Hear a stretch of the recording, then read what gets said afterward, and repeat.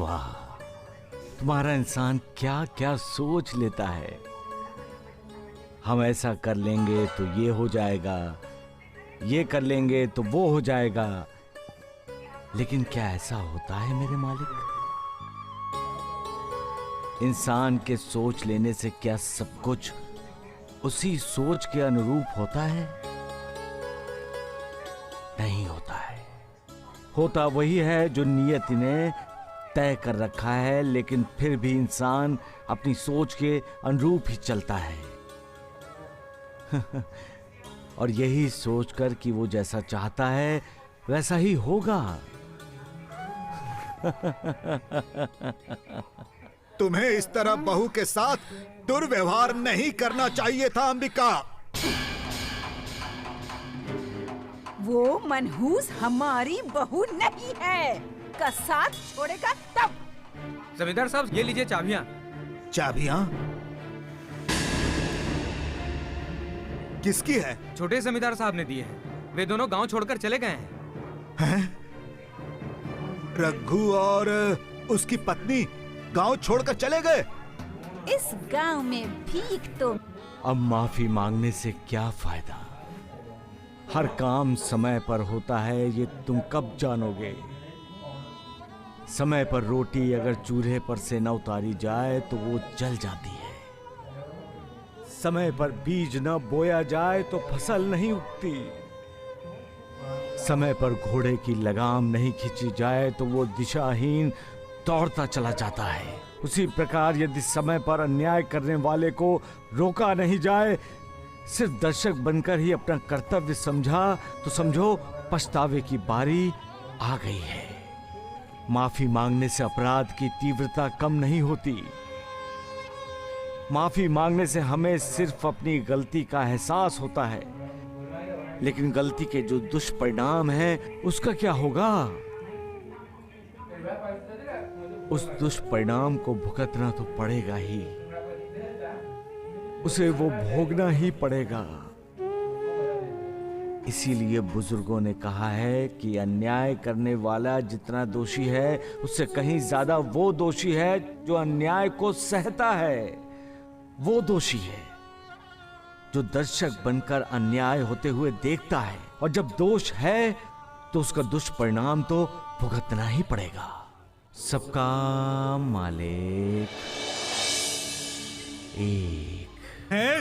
जिंदगी में रस ही नहीं रहा, जिंदगी नीरस हो गई है। सत्य वचन वैद्य जी। वैद्य जी, जौहर बाबा जब साईं बाबा को लेकर राहता गए थे तब तो ऐसा नहीं लगा था। अरे नालायक गधे, मूर्ख, तू ढोंगी साईं बाबा की बराबरी गुरुदेवों से कर रहा है। गुरुदेवों से?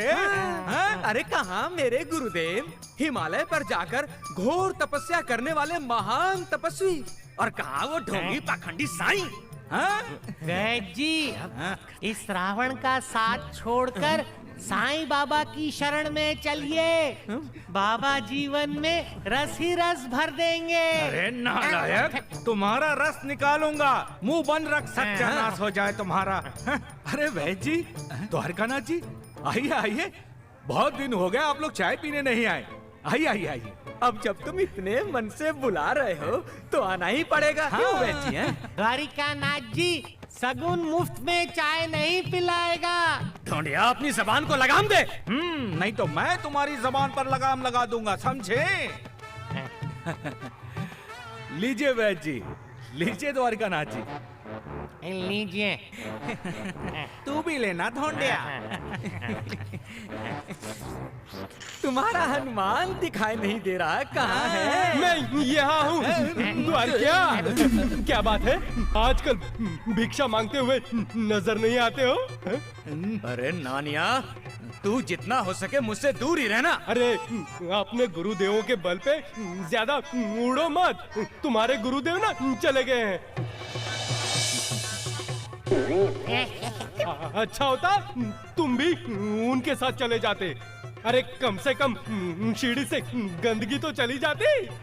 मोटू, अरे राम राम राम, तू द्वारिकानाथ जी को गंदगी कह रहा है? अरे सत्यानाश हो जाए, तू द्वारिकानाथ जी का अपमान कर रहा है। ओ अरे ये मोटू सम्मान करने के लायक है?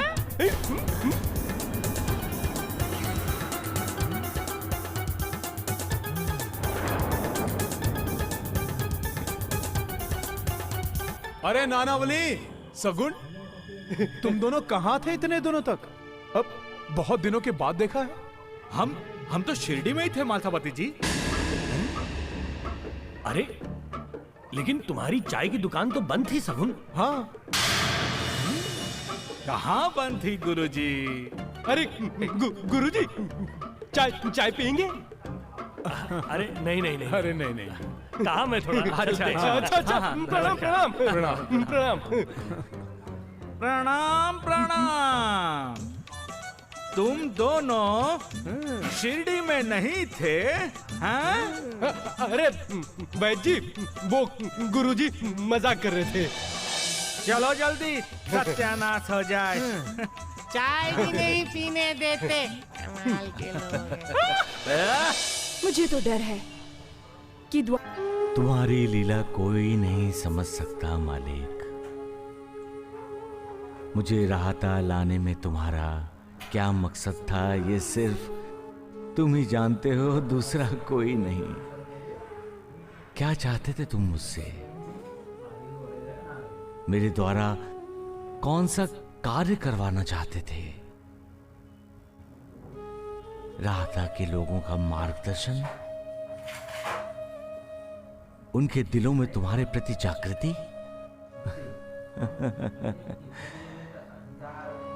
तुमने मुझे जो शक्ति दी है उसके मुताबिक मैंने लोगों का भला करने की हर मुमकिन कोशिश की है मालिक। जागृति भी लाया हूं। अधोपतन की तरफ मुड़ने वाले लोगों के कदमों को रोक भी लगाई है। जब मैं शिरडी लौटूंगा तब अपना कार्य फिर से शुरू करूंगा मालिक। लोगों को फिर से करुणा दूंगा। बस अपनी कृपा दृष्टि मुझ पर बनाए रखना प्रभु।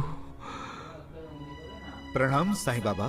आओ, तुम्हें नहीं पता, तुम्हें देखकर मैं कितना खुश हुआ हूं। बैठो बैठो बैठो। और कैसा है तुम्हारा परिवार?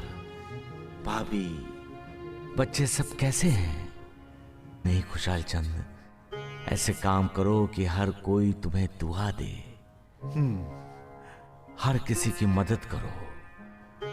दरवाजे पर आए किसी को भी खाली हाथ मत लौटाना। किसी से नफरत मत करो। समाज के हित में धर्मशाला, अस्पताल वगैरह बनवाने में तन मन धन से मदद करो। जानवरों को भी प्यार दो। भूखे को रोटी दो, प्यासे को पानी दो। मालिक तुम्हारा भला करेगा।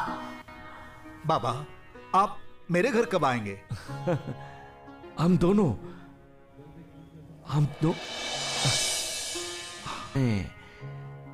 ये बात मुझे शिरडी से आने वाली एक चिड़िया ने कहा है। हाँ गुरुदेव। श्रवण बेटा, श्रवण, अरे कहाँ